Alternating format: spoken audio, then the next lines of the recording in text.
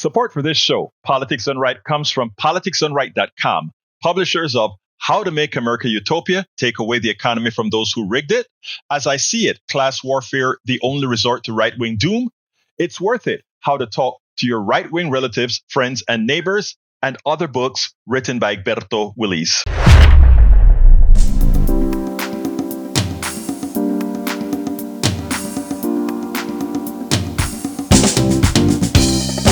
Welcome to Politics Done Right. I am your host, Egberto Willies. This is a progressive program that will take the mystery out of politics. This is the program that will encourage you to make sure government becomes we the people. Whether you are liberal, progressive, conservative, or otherwise, you get to air your point of view. We are an independent media outlet that, unlike mainstream media beholden to corporations, we only owe allegiance to you. Remember, you can also send me a tweet at EGBERTOWILLIES. That is at Egberto Willies. Let us engage. It is Politics Done Right. Welcome to Politics Done Right. I'm Egberto Willies, your host. Good morning, Houston. Good morning, Harris County. Good morning to the great state of Texas. And of course, good morning to every nook and cranny receiving our 100,000 watt transmitter signal in Northeast Texas, Southeast Texas, Northwest Louisiana, Southwest Louisiana. And of course, good morning to the entire world. Yes, the entire world. Guess what, folks? We have people in every nook and cranny that comes on in and listen, because believe it or not, the problems of the United States are the problems of the world, because again, we have so much economic power that no matter what they do for their own populations, we play a part in it somehow, some way. You want to know why the rest of the world is interested in United States politics? That is the reason why. And we better be as well, be interested in our politics and let the apathy die. The apathy, you know, who's selling apathy? The people, the titans of finance, they're selling you apathy because they know they can control the system if a population is apathetic. But before we get started with all of that, good morning. And of course, we head over to our studio where resides the resident geniuses who make sure that you get to hear these words of wisdom from us all, and words of wisdom from you. Hey, guys. Well, we have one genius here, and that's Jack Van Bepper, who can fly this thing by himself as he did last Thursday, and perfectly too. The other genius, well, I don't know if he's a genius or not, but I was out last night or yesterday having some fun with my chainsaw. Oh, wow. Oh, Why? Yeah. I just love a chainsaw. We had a tree fall in our yard, a rather large tree, so I was cutting off all the portions that I could with it. And man, I was having a ball. It's like, oh yeah, I know, man. I hope you didn't breathe in all that junk, though.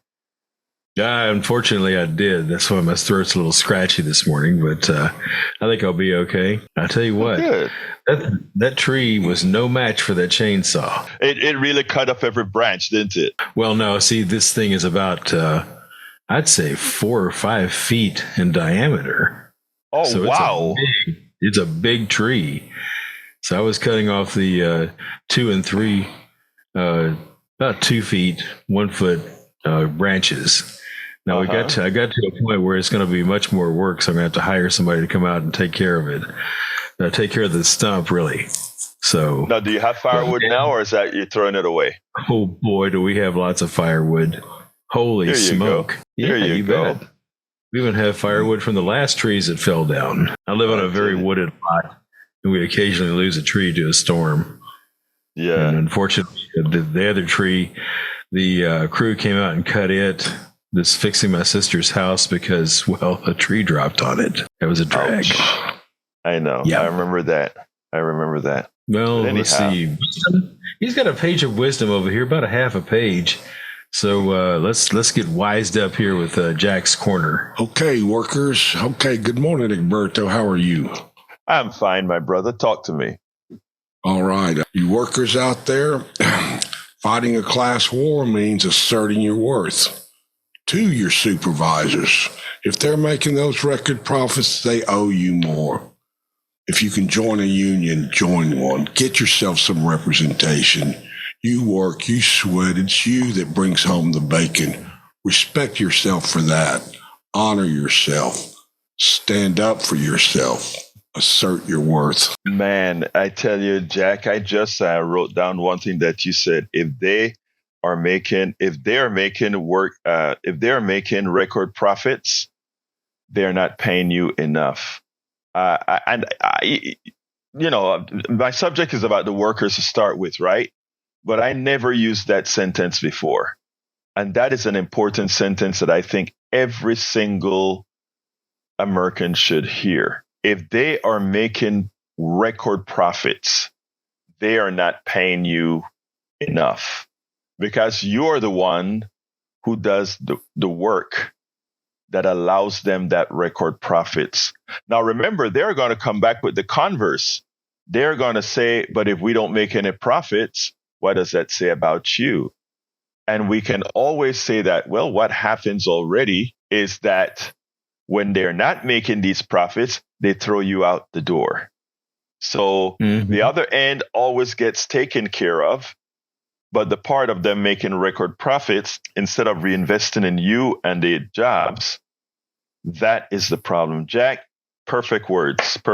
Anyway, folks, thank you as usual. I love that sentence. I had a question for you, or really an observation. Ahead. Yes. If these companies are making record profits, aren't they responsible for corporate greed and inflation? I mean, you can hear this. They're called corporate greed deniers. There's no such thing as corporate greed, and they're not jacking up the prices because they can. Yes, they are. We speak about that all of the times on this show proper when we say the following. I don't call it inflation. I call it the GCR, the corporate greed, the CGR, the corporate greed rate. And I would ask, look, any employer or every executive could come on our program if they wanted to try to prove this wrong, because they won't, because it's impossible. You nailed it. Inflation was not caused by the president. Inflation was caused because corporations found a scapegoat so that when they raise prices, people wouldn't jump and say it's your fault. But you can't have two things at the same time. You can't have, you just nailed it, Howard. Howard, you just nailed it. We go, supply chain issues, balderdash. No. You nailed it. Deregulation. Right. If you want to point a finger to who is responsible for the inflation wave, try deregulation. They deregulated everything, and now they get to charge whatever they want to, and they screw you to the wall. Exactly. So that's exactly what I. Anyway, folks, so he nailed it. The GCR, it's not inflation; it is the corporate greed rate. And what we have to do going forward is turn off any program you hear talking about inflation and doing what Howard just talked about. It's the supply chain. It's all these things. All of that are excuses from corporate greed. Again, you would not. Before I get into the subject and officially open the show, I want to say this. Whenever you hear on TV, you hear it on 60 Minutes, you hear it on every news program, supply chain problem. They want you to pay for a supply chain problem. But how did the supply chain problem come about for the parts that are true? We didn't have supply chain for for limes or lemons or orange or beef or all those things. Supply chain problems only occur if it's from overseas. We have enough transportation and everything working in America that for beef and chicken and all these different issues, there should not have been a supply chain problem. But what happens is there are distinct things that come from overseas that did create a supply chain problem. But why did that problem occur? That problem occurred because we, in our infinite wisdom, not we, the executives in their infinite wisdom, decided that they were going to fire American workers and go take a lot of our manufacturing and all these things overseas. And in the process, and I want you to listen to this well, because this is the job of the executive. They are the ones who do this. And then you pay the price. And so many of you then defend the corporate state. Listen to what they did. They fired American workers. They created manufacture overseas. Now, here's an intelligent thing to do would be, if you create manufacturing overseas, you better as hell have a large inventory in the United States to cover problems with hurricanes that prevent your products from being come to the United States, riots and wars that delay the product from coming to the United States, pandemics that can create supply chain issues to the United States. But you know what the corporate state did? The opposite. They added, here they go. They start to bring products from overseas. Then they create something called just-in-time inventory. That means to save money, one big cash payout to these guys. To save that money, what do? They create this thing called just-in-time inventory. What that means then is that as the ship docks in LA, as the ship docks in Houston, as the ship docks in Baltimore with the product that was made in foreign lands after American workers were fired, those ships, as those containers leave those ships, they get to the factory just in time for the American workers who assemble it, or for the American workers who put it into the stores for it to be there at that time. So they created just-in-time inventory, and they manufacture overseas that's more risky, and that is then they went to their boardrooms and said, "Look how smart we are.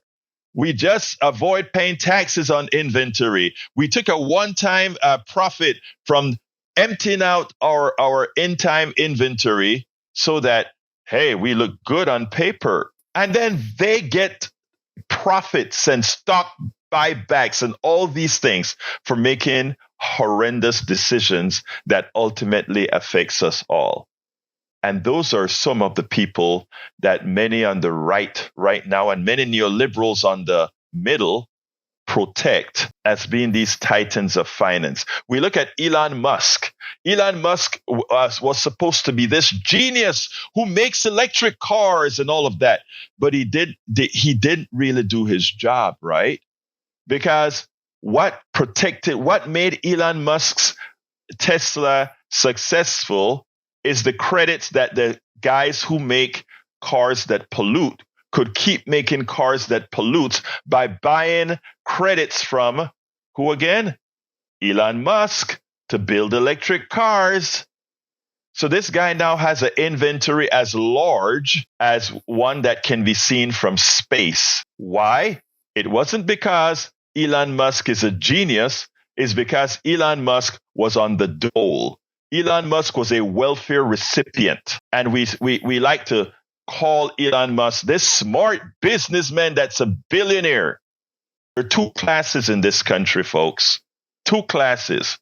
The work and a very tiny executive class that actually makes all the bad decisions that harm us all.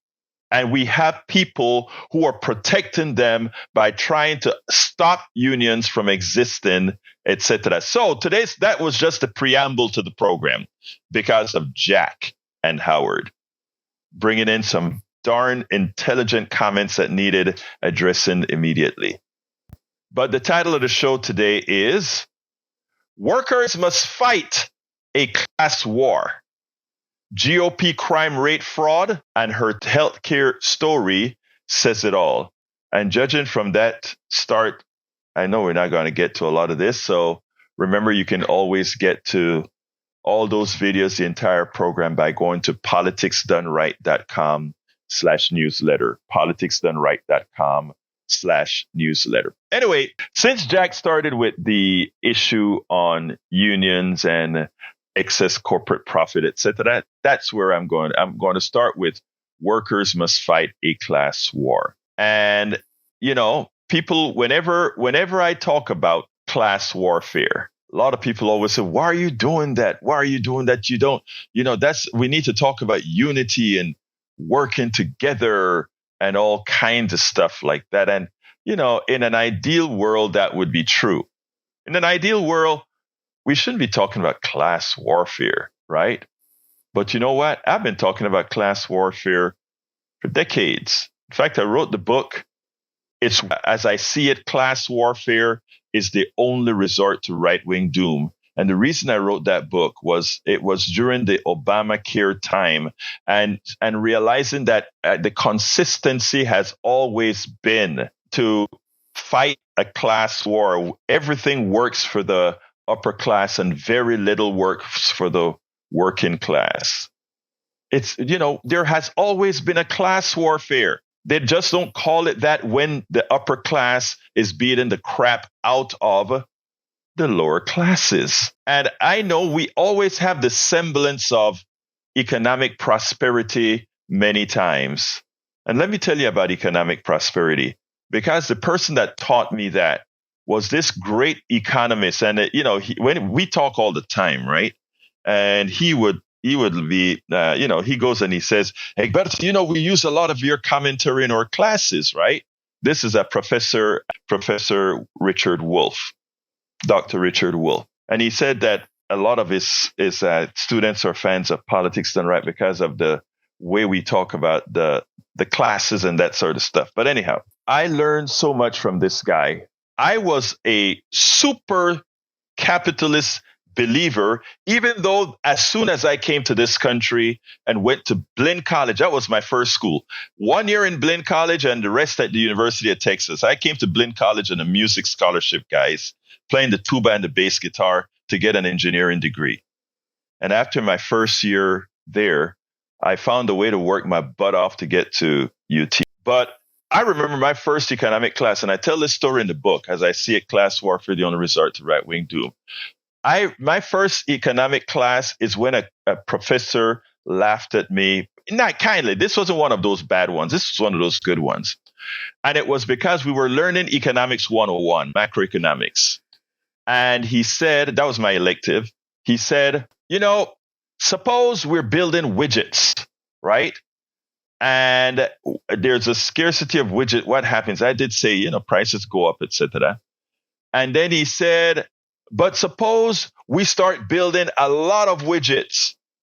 But as we build more widgets, there's a lot of demand for these widgets. My answer was, prices go down. And he kind of laughed. No, you're being too nice, that kind of a stuff. No, prices still go up because the demand is there. So as demand goes up, the price keeps going up. And my next comment was, but I'm making a lot of money because with the same amount of people, I'm making a lot of widgets. And he said, but you can't keep them in stock. They keep going out the door, right? Yeah, so prices go up. And at that point, our economic model still seemed kind of, okay, I get it. I couldn't really charge people a whole bunch of money for something that doesn't cost a lot to make. But okay, capitalism, and then he started to say, well, if you charge more, you get more money, you can create more factories, etc. But I'm like, but we don't need more factories. Actually, this factory can create a lot more. And, so my thing was that naive green person coming from Panama, not knowing the ills of capitalism. And still after that class, I think I was still a true capitalist in that, this is how things work and that is how things have to be, right? And then I got to UT and I worked for corporate America, and slowly I started to see how things are working. It turns out that everything is a cog except for those who control capital. And you are just a cog. And the next thing is that as people started to learn this stuff as far as how things actually work, people started asking questions, right? So the corporate state, the corporations, the corporate state being the corporations, etc., they had to start to create mechanisms to fool you that they're not, to fool you because they're constantly taking more. Remember, when you go to the stock market, they want to see appreciating stocks, meaning stocks that are going up in price. And they can only see stocks going up in price if they see this thing called what? Growth. But let me give an example about growth before I talk about exactly what I want to say. I'll tell you about growth. If Walmart has a profit margin of, let's say, 3%, in other words, they sell a lot of products and the average profit margin is 3%, right? That is a good thing. I mean, the stockholders, everybody get a quick 3% or so all of the times. That's good. Steady state.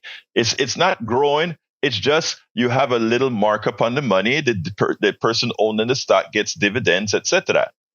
That's not enough for the capital class. They want dividend plus stock appreciation. And stock appreciation in their parlance goes along with what again? With growth. And growth means that they don't want 3%. They want ever expanding percentage gain on whatever they make. So they need to keep that. They want this year's 3%, next year's 4%, next year's 5%. You can't get blood out of water in this type of a system, right? So what that means is they constantly have to squeeze more out of something that isn't necessarily growing. So in the case of Walmart, your wages don't rise with inflation, but inflation gives the stockholder more money, right?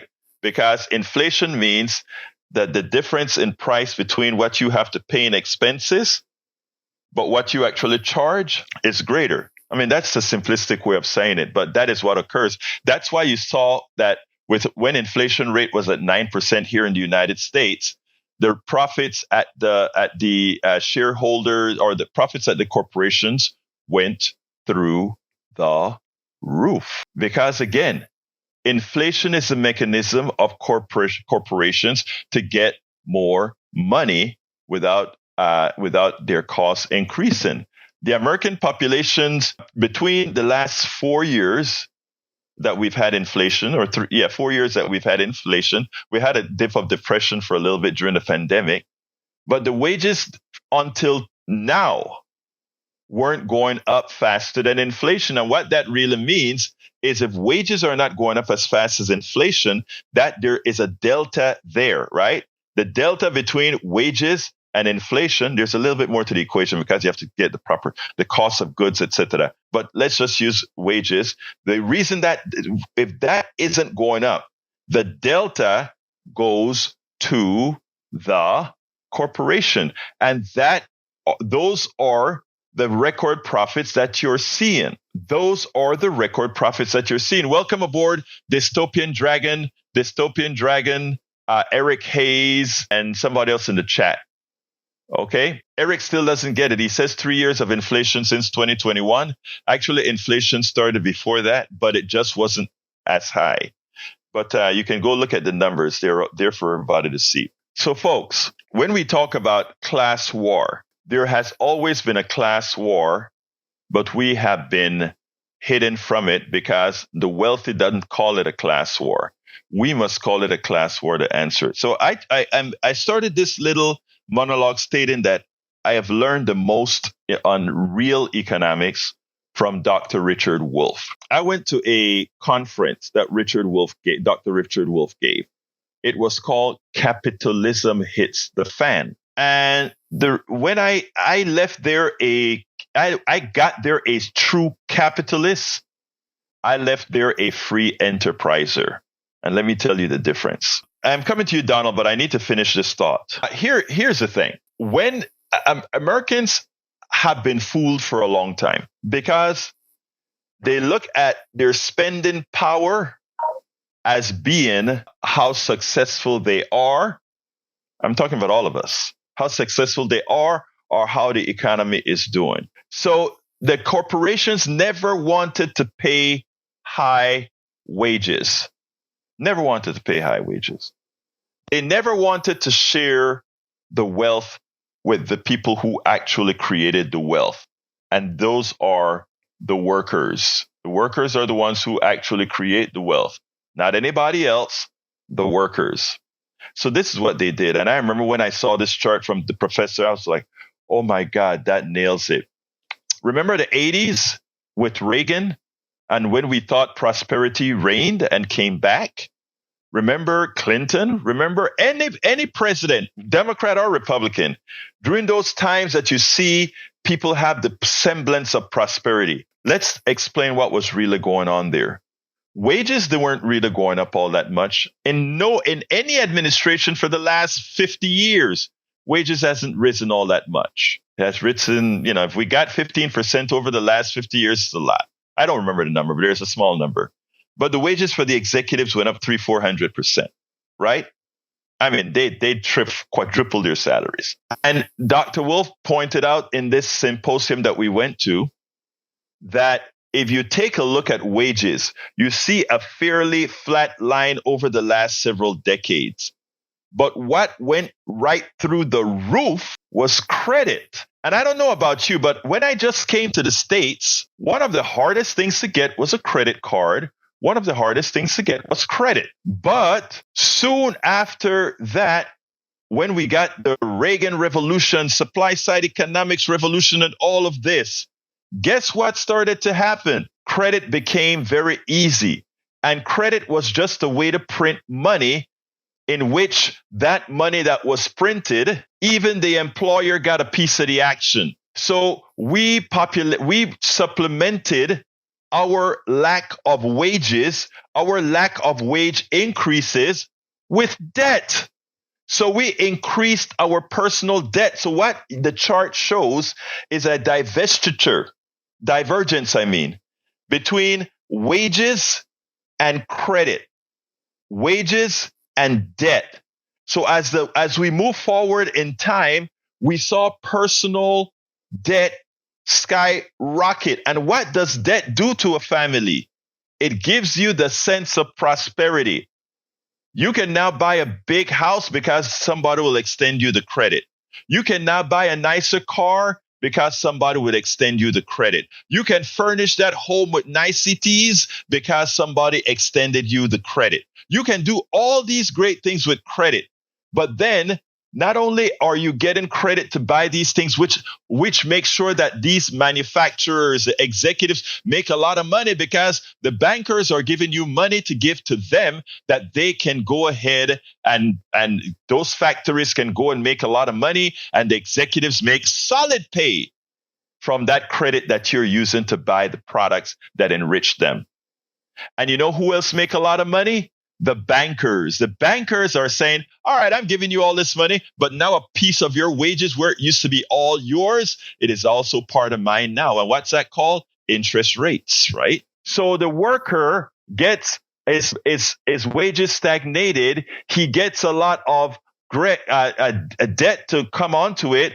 The people who sold him the products that debt bought for makes a killing, and the banks who loaned him the money for that debt makes a killing, and the worker becomes what? The slave, because he's only working to pay off the debt and to pay for the wages of those things that he buy. And most of the things that he buy doesn't even have staying power.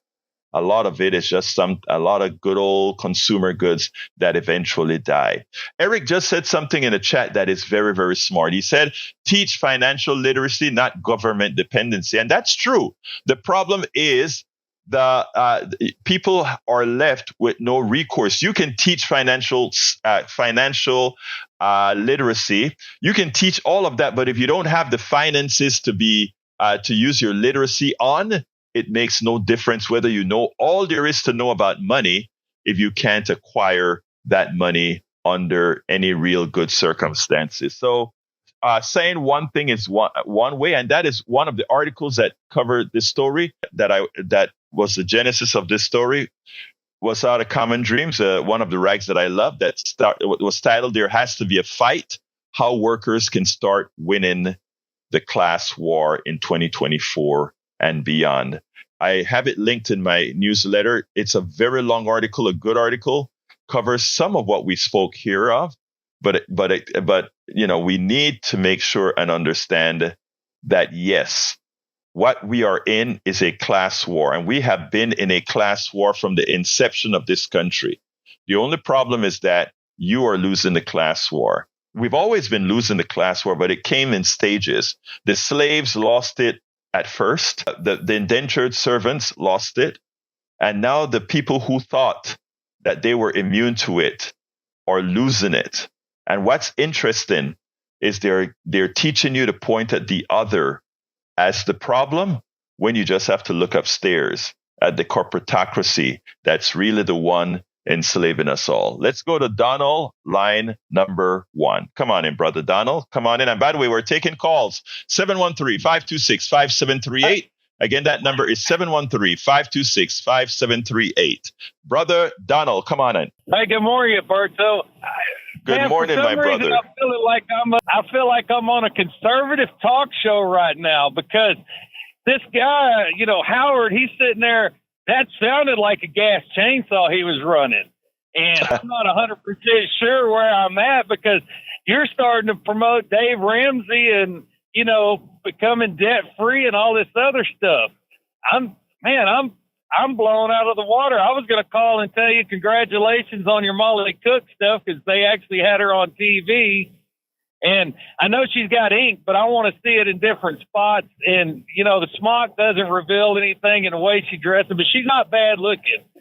And this is to get your women going this morning. Okay. Yeah, and you're going to get her. By the way, I was with Molly Cook this weekend.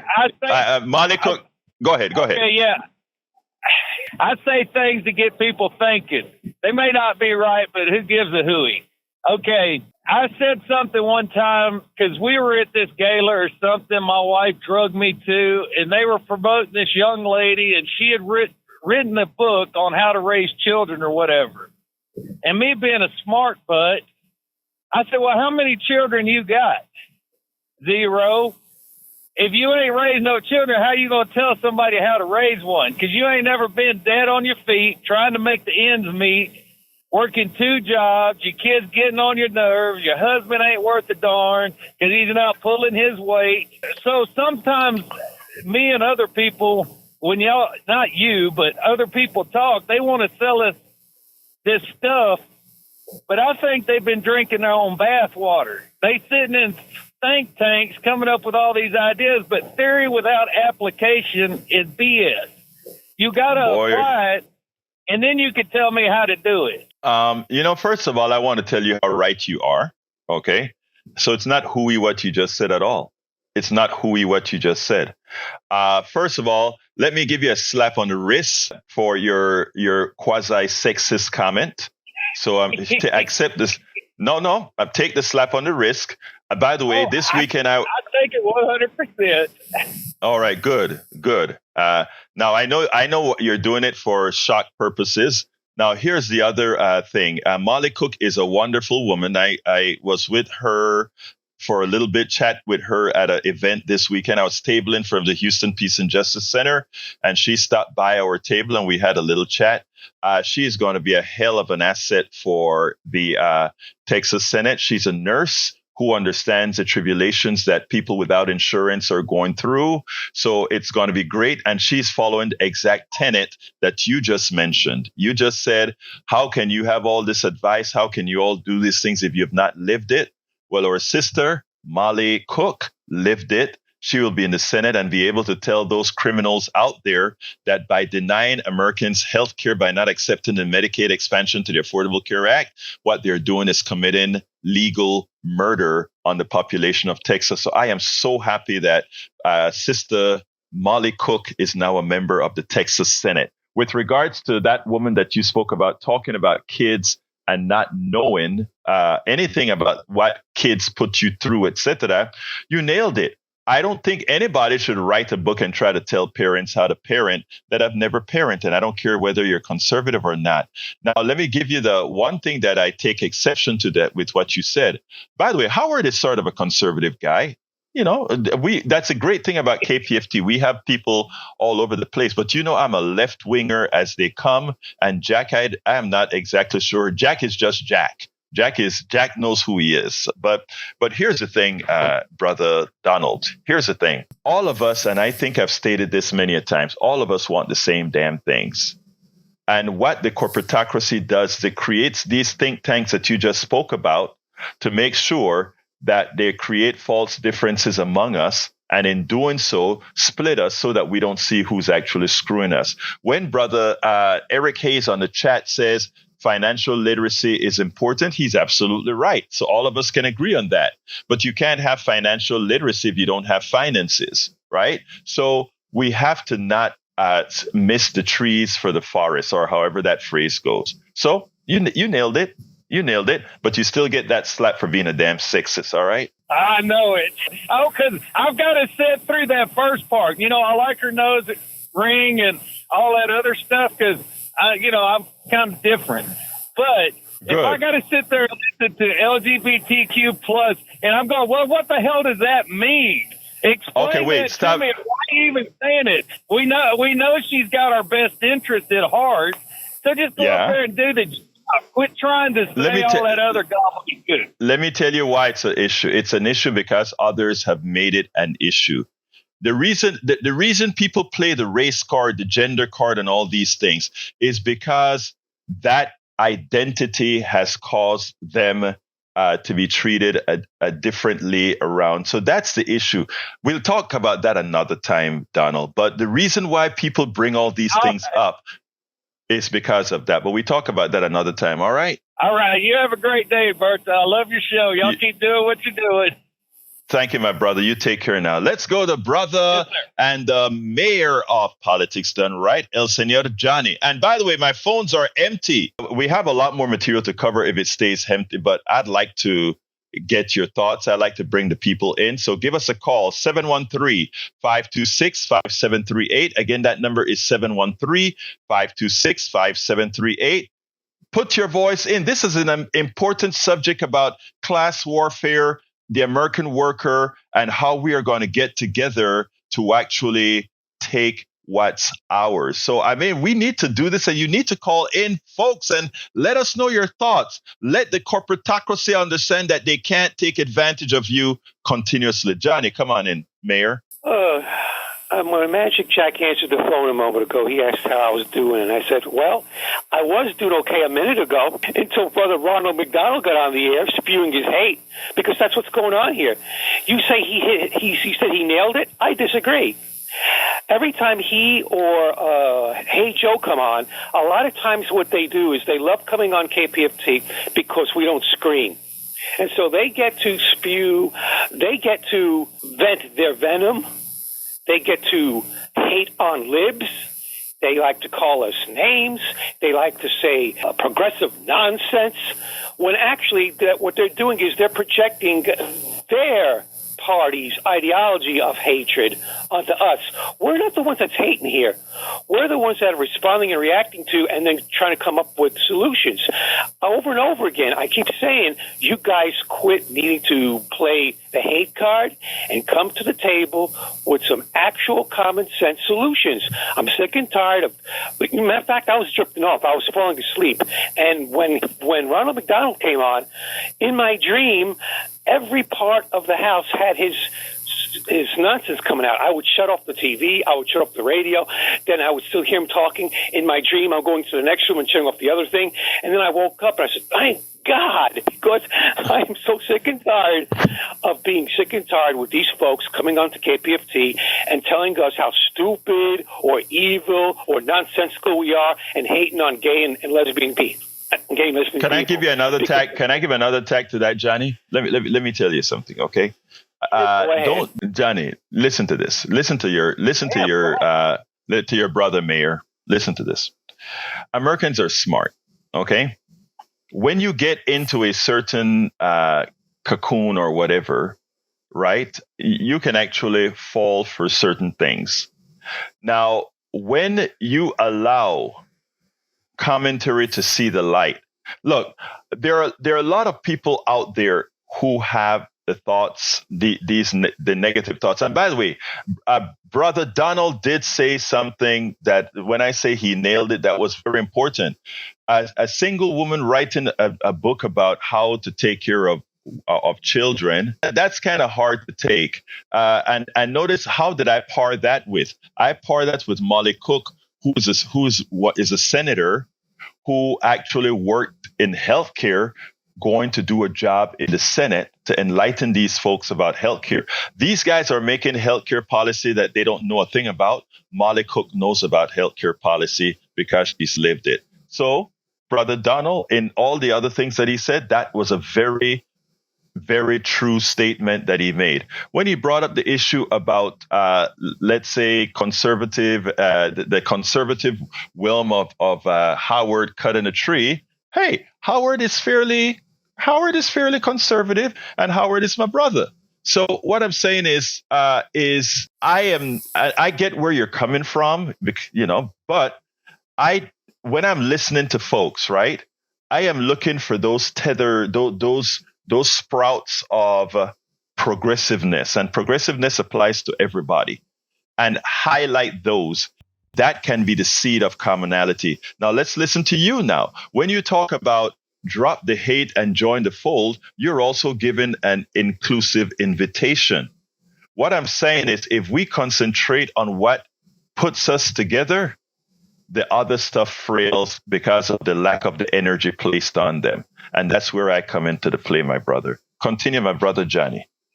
May I retort? Yes, sir. Hello? Yes, Okay. You're here. You can. Okay, I don't know what's conservative about taking a chainsaw and cutting down a tree that's just fallen. I'm as liberal as they come. And I've got a chainsaw. I got a gas-powered chainsaw. I got an electric chainsaw. And let me tell you, I've got several trees, and I've had to take that chainsaw to that tree on more than one occasion in order to keep it from destroying the roof. So I don't see what's conservative about that. Let me interrupt you again. I don't like to interrupt when people are talking, but I just want to hit that point because to hit that particular point. And you just nailed it. And why did you nail it? Because you proved that we all put our pants on the same way. So Donald was told by the media that he listens to that we bleeding heart liberals, as if we are so in the woods or in mentally that we don't do practical things. Well, Howard comes on the show, and Howard just shows I do practical things. Okay. And that is, they make progressives a caricature. And believe it or not, even with, and by making us a caricature, what we do is if we open our doors to all people, they get to see, after all, we're not a caricature. And guess what? What we want is what they want too. Continue, Johnny. May I continue my retort?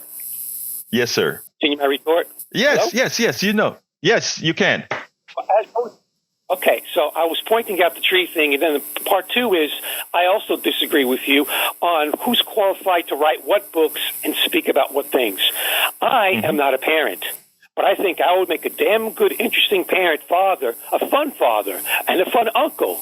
Because I have lots of great ideas. Because why? I remember what it's like to be when I was a kid. Hello. Just like you don't have to be an astronaut to know there's this thing called the moon. I've never been to Russia, but I know they're a threat right now because of Vladimir Putin. There's lots of things that don't relate to direct experience that still we are qualified or entitled to take action upon. You don't have to be a parent to be a good parent. Why? Because there's no manuals on how to be a parent. You become a parent when you procreate. I made the choice not to procreate for a variety of reasons I can't get into, but that doesn't mean that I shouldn't be a parent. All right. Let me interrupt you there again. And first of all, I need to tamp down what I said before because you're correct. And I think anybody who listens to my show would have heard me speak of the word called empathy, where I've said things like, I don't have to be a woman to understand what women are going through, etc. So I have to correct the framing of what I said, and you're forcing me to do that. And I want folks to realize that when somebody corrects you, it's not bad at all to come out and say, you're right. And you know what? I've actually spoken to that before. You're right. I was a bit too forceful when I said a woman or someone who hasn't had kids shouldn't write about kids, but I should have made that statement differently. Somebody who hasn't had kids, never interacted with kids, never interacted with parents with kids and that sort of stuff. Because what you heard Donald include in that statement was think tanks. You have a lot of folks in think tanks that just go ahead and do things with not having experience. You hear me talk about the progressive elitists, consultants who've never came and spoken to people in the ghettos, the barrios, and Appalachia, and they're telling Democrats how they need to campaign. So I was a bit too forceful in that statement without giving it context. And I think you gave it context. Could you write a book on parenting? Not completely, unless you did some uncling and some others where you had some responsibility, but you definitely have input. So I stand corrected. Go ahead, brother. Continue. One final thing before I hang up. Remember the actor who played in Yes. I don't remember the name. Ronald McDonald. I want you to think about that actor and the writer or writers and the producers of that film. And you tell me that these people aren't qualified to help echo, to advocate on behalf of women's rights. That's all I have to say. Bye-bye. Thank you, my brother. Have a good one. All right, folks, we still have calls lines open, 713-526-5738. Again, that number is 713-526-5738. You can come on in. And I think beforehand, though, Dustin Huffman, that was the name. Thank you for that one, Howard. Dustin Huffman. All right, Brian, you're hot. Yeah, good morning. Thanks for all the volunteer work. Joe Biden drops out probably before the debate. You're going to realize that he make it.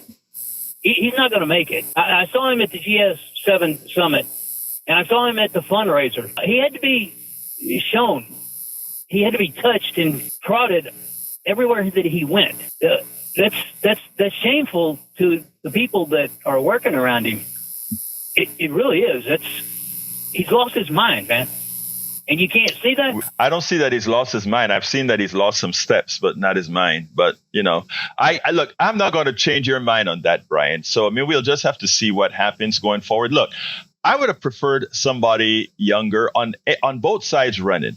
I think it's time for these old guys to leave the party and let the young folks look. I consider myself too old to be to run right now. I want the millennials and the Gen Xers taking over. That's why I love Maxwell Frost. That's why I love all these other folks out there. So look, I'm not going to change your mind, Brian. Okay, so what can I say? That's your thought, and that's your thought. So what else you want to say? Okay, the student loan problem. Who created the problem? The U.S. government did. Actually, Obama, when he made it 2010. Yeah, you can look into it. In 2010, the government took over the student loan program. Right. Not the banks, not the billionaire oil people. It was Obama. Yeah. He wanted $1.2 trillion deficit of the student loan to be put back on the people that didn't take out those loans. Okay, let's stop you for a second right there, my brother. Listen to this. First of all, let's talk about Obama and student loans. The student loan program was a welfare program for banks before Obama. And let's explain what that meant. It meant the following. Corporations, the banks, used to get the loans, used to provide the loans to the students.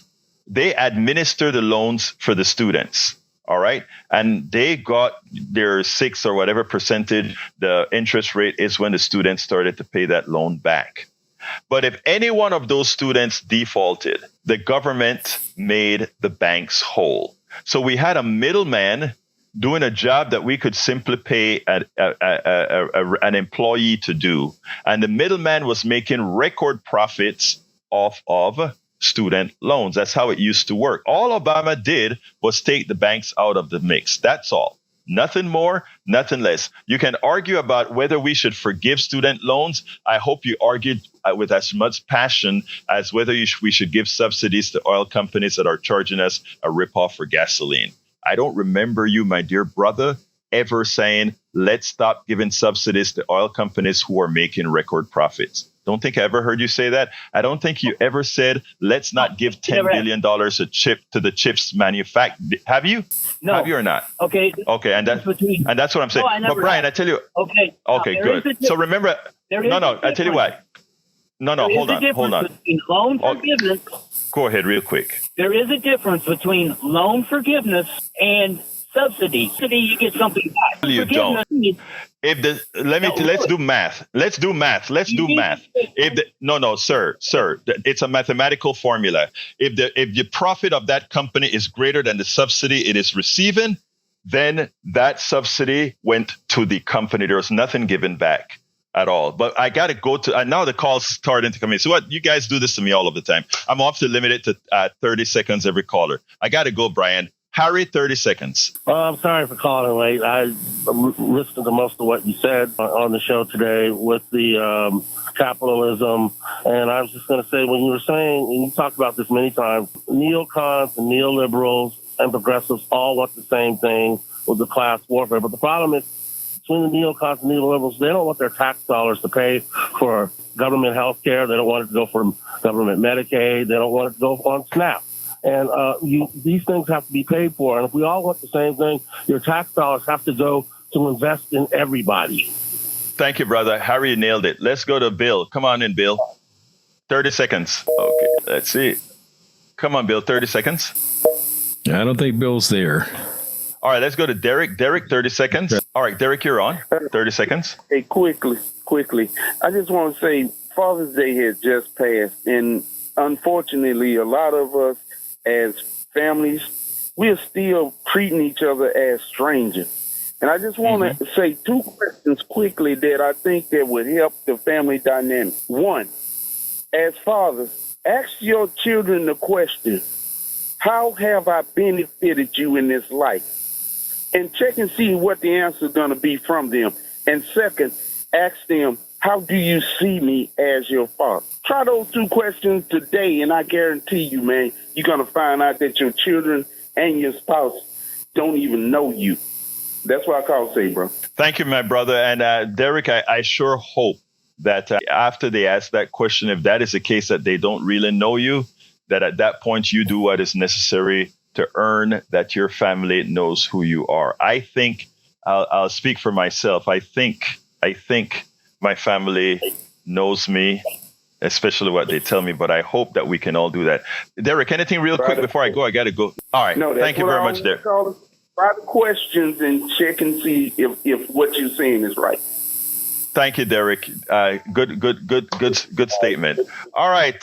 Let's see. We're coming close to the end. We only have 2 minutes. I see one call. Let's see if that is that's going to come in or not. I think that is Johnny calling in again. If you throw him red right away, and so he can say his quick piece.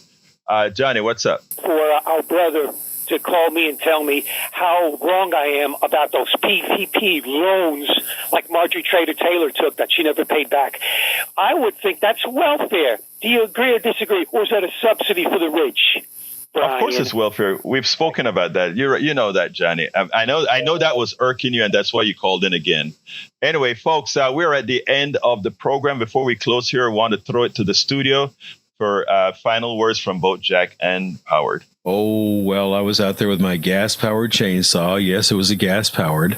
I also have a battery-powered, and I also have an electric-powered, too.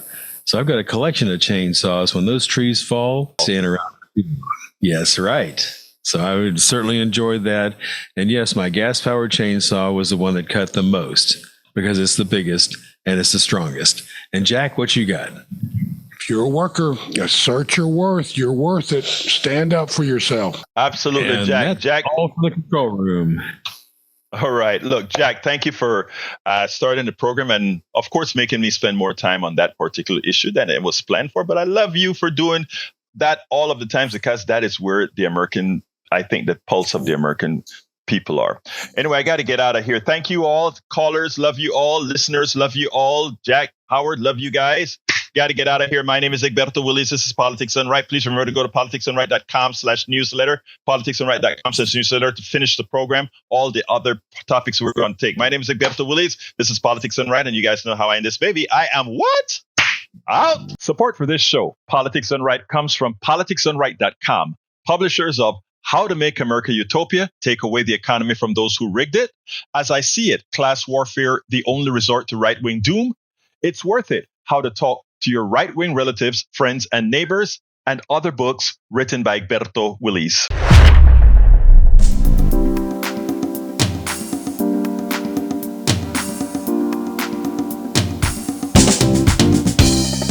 Welcome to Politics Done Right. I am your host, Egberto Willies. This is a progressive program that will take the mystery out of politics. This is the program that will encourage you to make sure government becomes we the people. Whether you are liberal, progressive, conservative, or otherwise, you get to air your point of view.